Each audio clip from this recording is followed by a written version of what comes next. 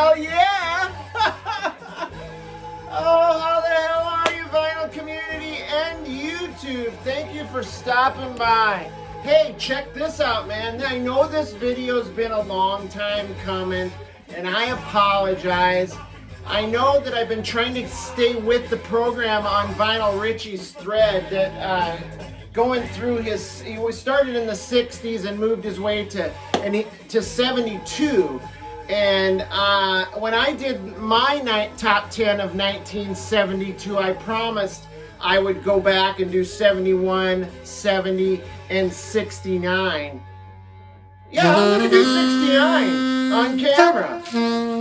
Not today, but I'm going to do it. You wait.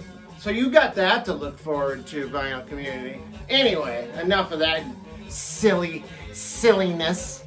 But anyway, so I decided today I had some time off. I'm going to get this 71 out of the way. So you're going to see top 10 albums of 1971.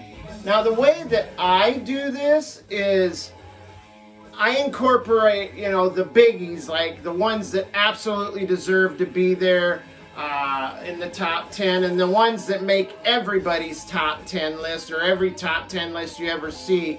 I make sure and try and get the majority of them to be on those from those lists. But then I like to incorporate a little bit of my own little cosmic flavor in there as well. Some that are, I would consider my favorites too. So without further ado, let's get this thing going. I also changed the rules a little bit. I like to show like 3 honorable mentions, which I will start with right now. Go!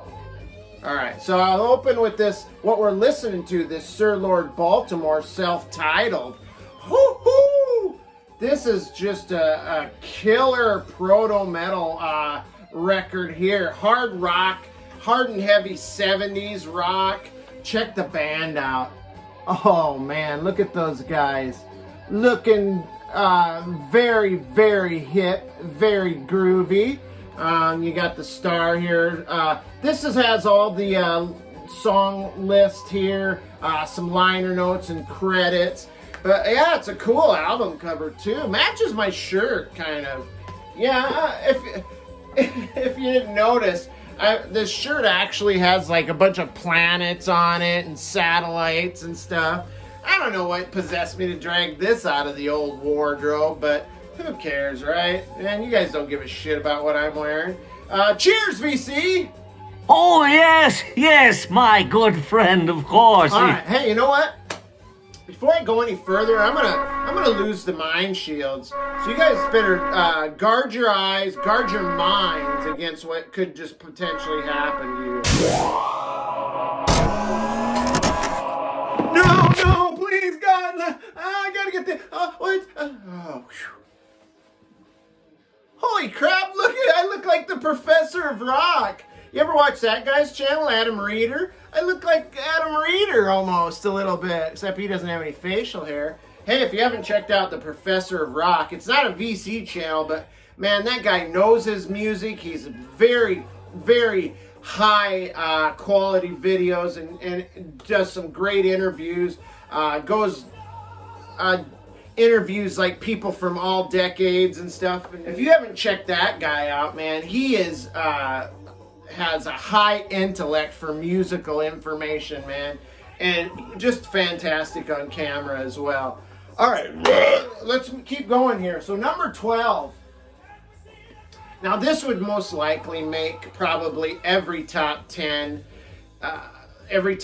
list ever, but this is Jethro Tall. Hey, Aqualung, sitting on a park bench, eyeing little girls with bad intent, snot dripping from his nose, something shabby clothes, I don't know. But anyway, yeah, this is great, man. The famous Aqualung. Check out that gatefold. That is stunning. What a work of art right there. Kind of creepy, kind of cool. But yeah, this is classic Jethro Tall here. But yeah, I put this as my number 12. Faster. Now, this would also probably make most people's top 10. This is Mountain Nantucket Sleigh Ride. Another great hard rock band from the early 70s, featuring Leslie West and Felix Papiardi. If you notice this artwork, which is really quite cool, it's done by Felix Papiardi's wife. Just so happens his wife is also his murderer. They had a bit of an open relationship, open marriage. He came home one morning from his girlfriend's and she shot him in the head. So no more Felix Papiardi. So, or is it Papalardi? I don't know. What the hell, right? But yeah, on the Windfall label here, great album, man. That's title track, Don't Look Around, Tired Angels, great Train Robbery is on this one. Leslie West, very underrated and very heavy guitar player in more ways than one, but I won't go there. All right, and now we're going to break into the old top 10. First, coming in at number 10 is my favorite Can album, Cantagomego. This is experimental, trippy, weird, spacey. This is just a fantastic record. Man, I remember the first time I listened to Can. It was a song called Among. I don't know if I'm pronouncing that quite right. It's Aumgn. But I remember I had a little bit of the devil's lettuce in me and put on some headphones. I was sitting in my car, pitch dark, right? Except for the stars above and maybe the radio light, right? And man, I got to tell you, if you do that, if you put headphones on and partake in a little bit of the hippie salad, that song will take you somewhere. I remember going through dimensions, and yeah, and that wasn't even like LSD. That was like just weed. So yeah, this is a killer album, man. If you don't have this in your collection and you dig like crazy progressive rock and space rock, get a hold of Cantagomego, my number 10. Coming in at number 9, more space rock, the legendary Hawkwind, of course famous for having one Motorhead alumni, Lemmy Kilmister. And now this folds out into a, I don't want to do this, but maybe I'll see how far I can get without destroying this. It folds out into like a hawk. That's about as far as it gets right there. But some very cool pictures of the band there. But yeah, this is In Search of Space. This is a smoker, man. One of the most, probably one of the top space rock albums of all time. I think there's like 5 songs on this. One side only has 2 songs on it. So it's this constant jamming and really spaced out sound effects and stuff. Great cover. Hawkwind coming in at number 9. And now this one, I had it up a little higher, but I decided to kind of take it down. I shuffled things around at the last minute, but I brought in a little Funkadelic, Maggot Brain right there. Coming in at number 8. Recently acquired this within, I believe, towards the end of last year. Obviously led by the Funkmeister himself, George Clinton. I don't know if you can read that. Look at that. It doesn't even look like there's words there, but they're all orange. You can't even read it. It's crazy. But story goes that George Clinton fed the guitar player, God, if I can't think of his name, I'll put it down like a little thing down below here, but fed the guitar player a bunch of LSD, right? And then he wanted to get he wanted to get a certain guitar sound out of the guy, right? So he told him, play as if your mother had just been murdered, right? And so that's the guitar solo you hear on here. This is not only funk, this is one of the heaviest and most insane guitar solos of all time on it. Yeah, Funkadelic, Mega Brain. Okay, so my number 7 is Elton John, Madman Across the Water. Now, this is probably always going to be associated with the movie Almost Famous, where the song Tiny Dancer is on there. The band is all in turmoil. They're on the bus. Nobody's talking to one another. Then I believe somebody starts singing the song Tiny Dancer. Before you know it, it's this epic cinematic moment when the whole band and the whole bus is singing Elton John's Tiny Dancer. But this also has the song Leave On it, which is just a fantastic song. And they call him a Leave On, and they say he's a good man. Leave on. Jesus Christ. Oh shit, what is wrong with me? Anyway, great gatefold here. It's got like a booklet. Great songwriting by Elton and Bernie Taupin, his partner of many years in songwriting. So then my number 6 is this Who's Next. Probably would have been rated higher on some other folks' list, but I mean, Bob O'Reilly, Won't Get Fooled Again. These guys are the king of the CSI show theme songs. But yeah, The Who, I mean, I've loved The Who since I was probably even before high school. I remember being in grade school and knowing every word to Pinball Wizard. That was the introduction to The Who. But this is a classic album cover there, where they all take a piss on the monolith. But yeah, that's my number 6, The Who, Who's Next. Now, this album has eluded me for a long time. It was a huge hole I had in my Alice Cooper collection.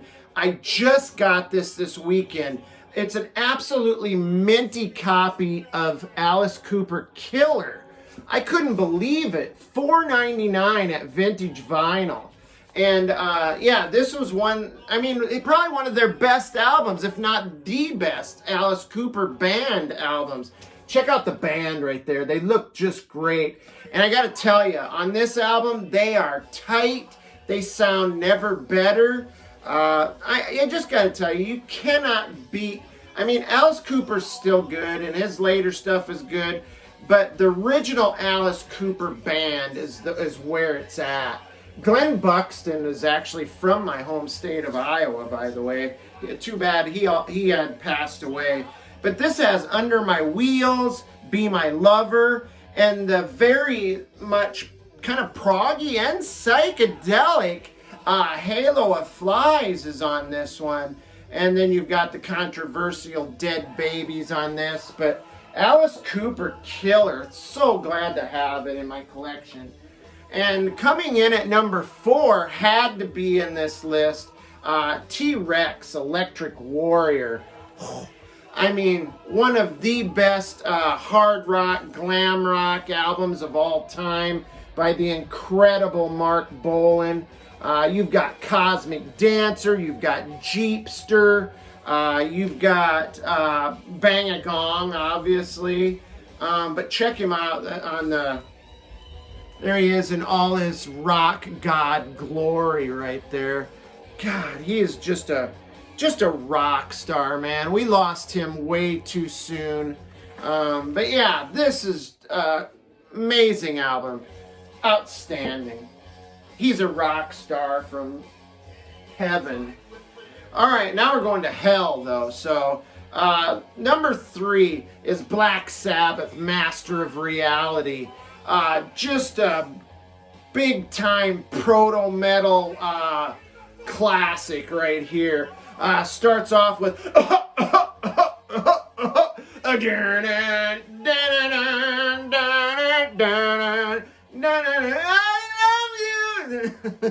love you. The amazing Sweet Leaf. And then, of course, you've got Children of the Grave, Into the Void. Ozzy's never sounded better. Tony Iommi rips ass on this.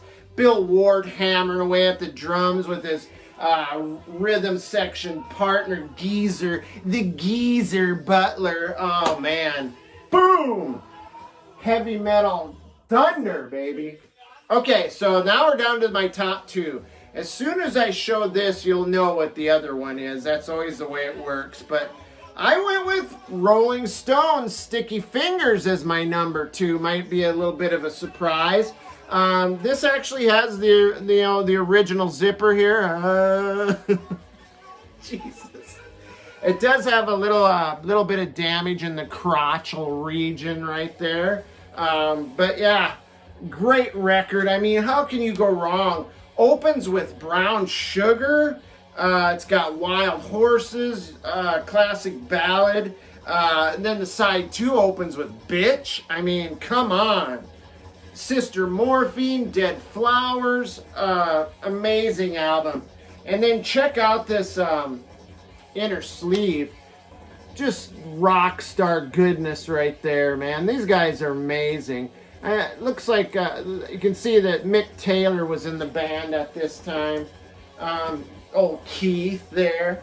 All right, so obviously my number one is going to be Led Zeppelin 4, a.k.a. Zoso. Inner sleeve there with the old Zoso cultish types sign there. You got your song list. Black Dog, Rock and Roll, Hairway to Steven. Oh, what? Oh, wrong band. I'm sorry. Stairway to Heaven. I chumped out, man. Back in high school, I had a chance for a talent show to sing a Stairway to Heaven for a talent show with a band, and I chumped out, man. What's wrong with me? I regret that I didn't do it. But yeah, this one has the old classic gatefold here. Just the ominous picture of the wizard on the hill there overlooking the unsuspecting village below. Jeez. And you've got the stick man there. But yeah, that's my number one. That's my top 10 plus 3 honorable mentions for the top 1971 albums. Hope you guys enjoyed this. I will continue to go back and do the 70 and 69. I'll have to check in on Vinyl Richie, see where he's at. I'll continue to follow his thread. In the meantime, you guys, cheers to you. Stay safe, stay cool, stay cosmic, and I'll check you next time. I love you.